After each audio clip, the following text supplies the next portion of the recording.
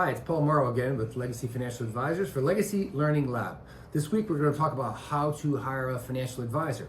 Remember, for more information, go to our website, follow us on Twitter, give us a like on Facebook, right? lfsadvisors.com is our website. So to hire a financial advisor, start first with education.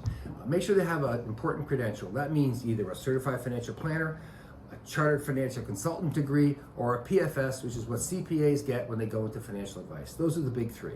Next, it's training and experience. Go to your family and friends. See who's worked with a financial advisor for over 5 years. Very important. You don't want to be some financial advisor's first client.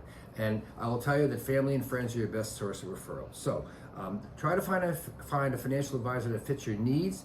And if you want some help on that, please feel free to contact us at lfsadvisors.com, and we'll try and help you find the right financial advisor, even if it's not our firm.